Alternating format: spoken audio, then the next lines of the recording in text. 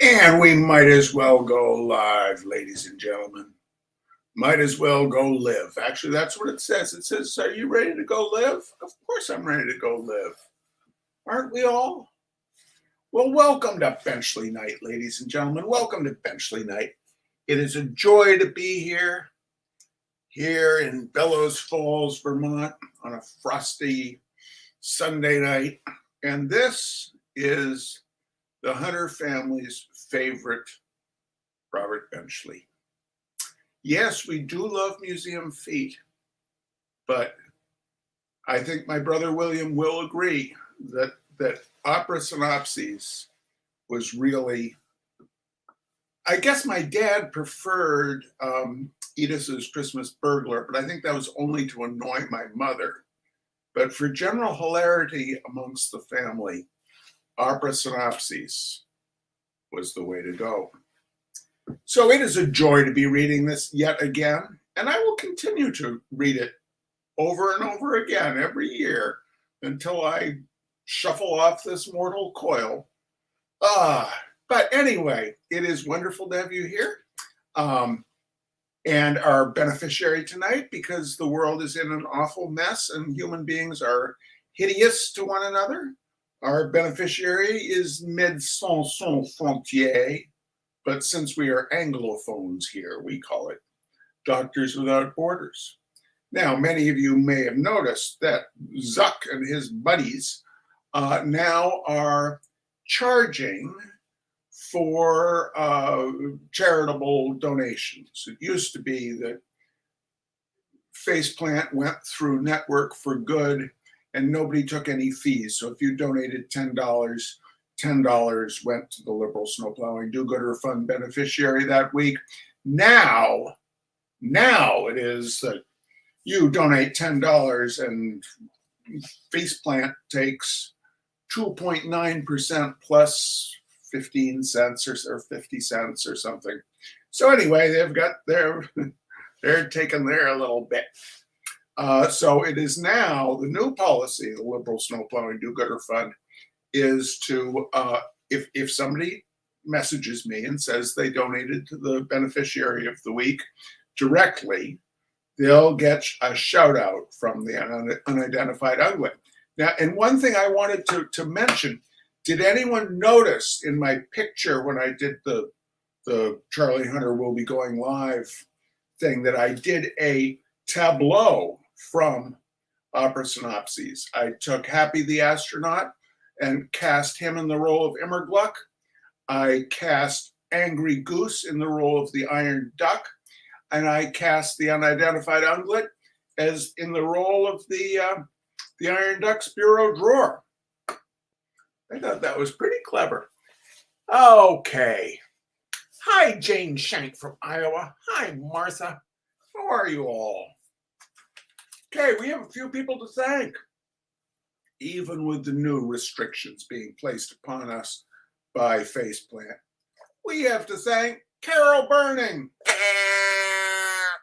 We have to thank Terry Hudson.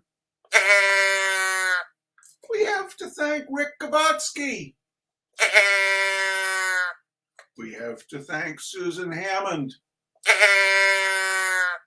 We have to thank Catherine Fisher. We have to thank Martha Rowley. We have to thank my brother, Will Hunter. We have to thank the great Meg Miser. We have to thank John Wilhelm. We have to thank Peggy Papa. It's either Papa or Papa, but we have to thank her. Thank you, Peggy. We have to thank my old friend Sharon Kegeris. Thank you, Sharon. And out there in Pittsburgh, Pennsylvania, ladies and gentlemen, out there in Pittsburgh, where the corn grows as high. No, that's what we say about Omaha, Nebraska. Out there in Pittsburgh, where the open spandrel concrete bridges span the chasms, and the funiculars rise up into the clouds, but not as high up. not as high up, ladies and gentlemen, as my very, very, very tall cousin, Mr. Nat Hunter, his wonderful wife, Elise, and their wee little dog, Ginger. Thank you. So without further ado, now, faceplant being what it is, if I left your name off, I apologize. We'll just do one. For those who somehow their names got left off, we salute you. And now, without further ado, opera. Opera synopses. Some sample outlines of grand opera plots for home study. 1. Die Meister Genoffenschaft. Scene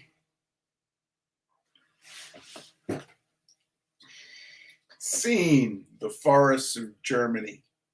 Time antiquity. Cast Strudel, god of rain, basso.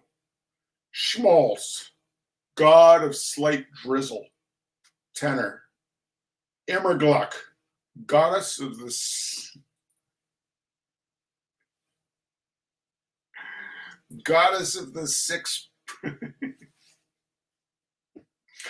Yeah.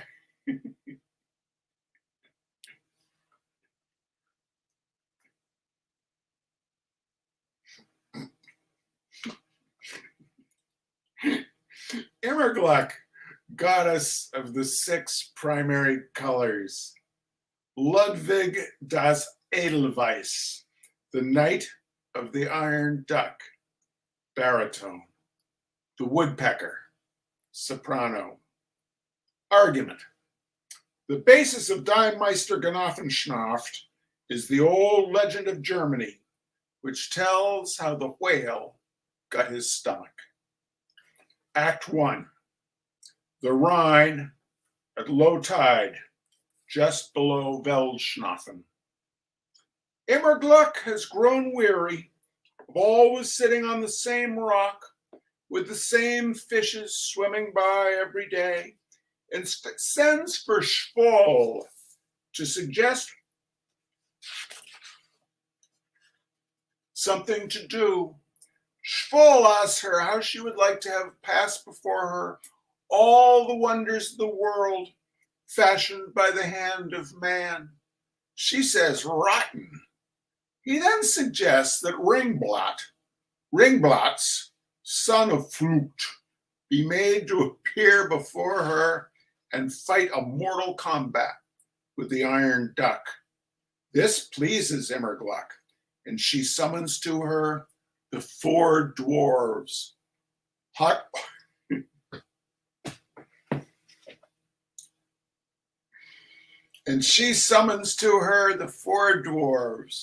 Hot water, cold water, cool and cloudy.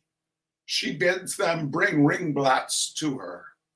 They refuse because Flucht had at one time rescued them from being buried alive by acorns. And in a rage, Immerglück strikes them all dead with a thunderbolt. Act 2. A mountain pass. Repenting of her deed, Immerglück has sought advice of the giants, Offen and Besitz, and they tell her that she must procure the magic zither, which confers upon its owner the power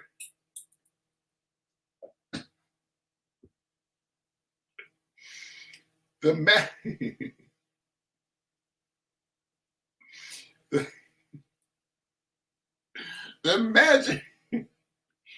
magic zither, which confers upon its owner the power to go to sleep while apparently carrying on a conversation. This magic zither has been hidden for 300 centuries in an old bureau drawer, guarded by the Iron Duck. And although many have attempted to rescue it, all have died of a strange ailment just as success was within their grasp.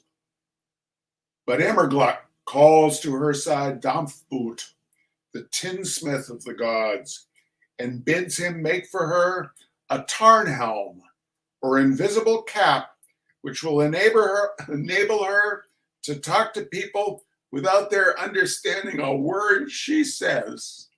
For $1.50 extra, Dampfboot throws in a magic ring, which renders its wearer insensible. Thus armed, Immerglück starts out for Valhalla, humming to herself. Act 3, the forest before the Iron Duck's bureau drawer.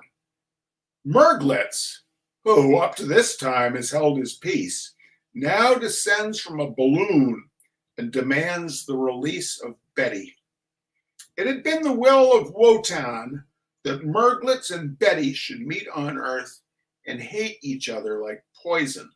But Zweiback, the druggist of the gods, has disobeyed and concocted a love potion, which has rendered the young couple very unpleasant company. Wotan, enraged, destroys them with a protracted heat spell. Encouraged by this sudden turn of affairs, Immerglück comes to Earth in a boat drawn by 4 white Holsteins.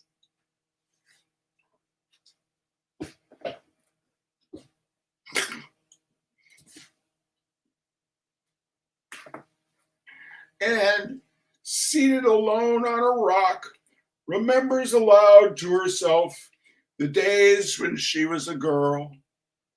Pilgrims from Augenblick, on their way to worship at the shrine of Schmur, hear the sound of reminiscence coming from the rock, and they stop in their march to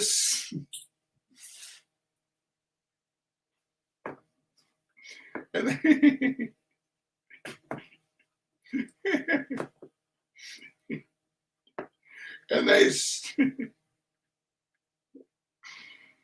they hear the sound of reminiscence coming from the rock, and they stop in their march to sing a hymn of praise for the drying up of the crops. They do not recognize Immerglück, as she has her hair done differently, and think that she is a beggar girl selling pencils. In the meantime, Ragel, the paper cutter of the gods, has fashioned for himself a sword on the forge of Schmalz, and is called the weapon Assistance in Emergency. Armed with assistance in emergency, he comes to Earth, determined to slay the Iron Duck and carry off the beautiful Irma. But Frimzel overhears the plan and has a drink brewed, which is given to Ragel in a golden goblet, and which, when drunk, makes him forget his past and causes him to believe that he is Schnorr, the god of fun. While laboring under this spell, Ragel has a funeral pyre built on the summit of a high mountain and, after lighting it, climbs on top of it with a mandolin, which he plays until he is consumed. Immerglück never marries. That last line, Immerglück never marries, that is a Hunter family, one of those phrases that we say in our family, or at least my sister and I used to say it to one another often. Immerglück never marries. 2, Il Minestrone, peasant love. Scene, Venice and Old Point Comfort. Time, early 16th century. Cast, Alfonso, Duke of Minestrone, baritone. Partola, a peasant girl, soprano. Clienzo, Torino, and Bombo, young noblemen of Venice, tenor, basso. Ludvico, Elstofo, assassins in the service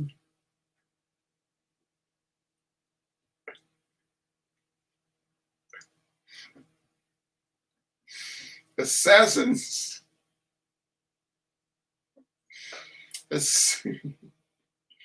Assassins in the service of Cafeteria Rusticana, Basso, and Methodist. Townspeople, cabbies, and sparrows. Argument. Il Minestrone is an allegory of the two sides of human nature, good and bad, ending at last in an awfully comical mess with everyone dead. Act 1. A public square, Ferrara.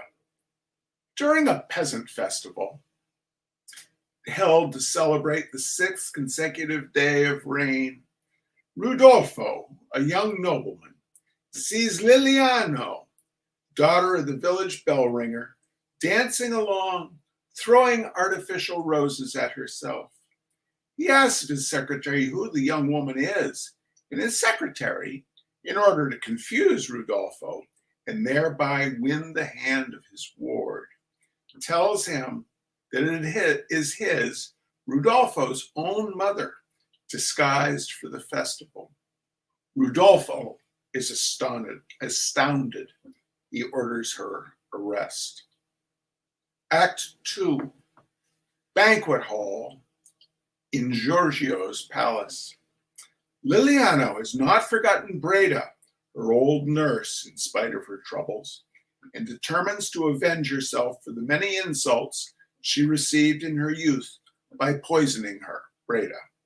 She therefore invites the old nurse to a banquet and poisons her. Presently, a knock is heard. It is Ugolfo. He has come to carry away the body of Michello and to leave an extra quart of pasteurized.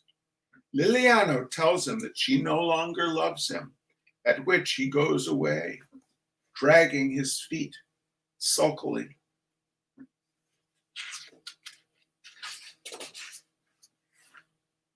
Act 3. In front of Emilio's house. Still thinking of the old man's curse, Borsa has an interview with Cleanzo, believing him to be the Duke's wife. He tells him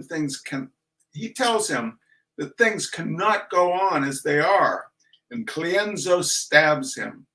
Just at this moment, Betty comes rushing in from school and falls in a faint. Her worst fears have been realized. She has been insulted by Sigmundo and presently dies of old age. In a fury, Ugolfo rushes out to kill Sigmundo, and as he does so, the dying Rosenblatt rises on one elbow and curses his mother. 3. Lucy de Lima. Scene, Wales. Time, 1700, Greenwich. Cast, William Want, Lord of Glen Basso. Lucy Wagstaff, his daughter, soprano. Bertram, her lover, tenor. Lord Roger, friend of Bertram, soprano. Irma, attendant to Lucy, basso. Friends, retainers, and members of the local Lodge of Elks. Argument. Lucy de Lima is founded on the well-known story by Boccaccio of the same name and address. Act 1. Gypsy camp near Waterbury. The gypsies, led by Edith, go singing through the camp on the way to their fair. Following them comes Despard, the gypsy leader, carrying Ethel, whom he has just kidnapped from her father, who had previously just kidnapped her from her mother. Despard places Ethel on the ground and tells Mona, the old hag, to watch over her. Mona nurses a secret grudge against Despard for having once cut off her leg.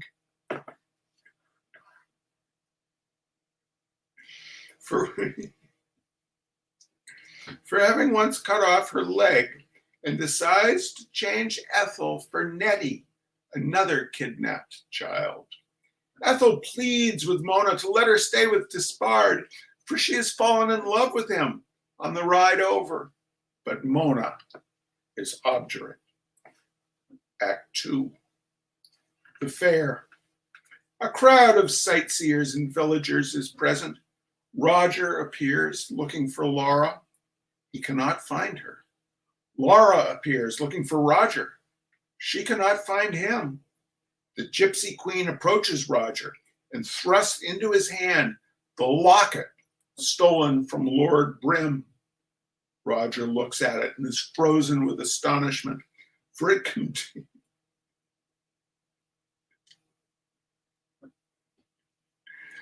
contains the portrait of his mother when she was in high school. He then realizes that Laura must be his sister and starts out to find her. Act 3. Hall in the castle. Lucy is seen surrounded by every luxury, but her heart is sad. She has just been shown a forged letter from Stuart saying that he no longer loves her, and she remembers her old free life in the mountains and longs for another romp with Ravenspane and Wolfshead, her old pair of rompers. The guests begin to assemble for the wedding, each bringing a roast ox. They chide Lucy for not having her dress changed. Just at this moment, the gypsy band bursts in, and Cleon tells the wedding party that Elsie and not Edith is the child who was stolen from the summer house, showing the blood-stained derby as proof. At this, Lord Brim repents and gives his blessing on the pair, while the fishermen and their wives celebrate in the courtyard. All right, ladies and gentlemen, that is Opera Synopses. What a joy to be able to read it. What a joy to have you here. Thank you so much, and we'll see you next week for a little bit more Benchley night. You take good care. Bye-bye.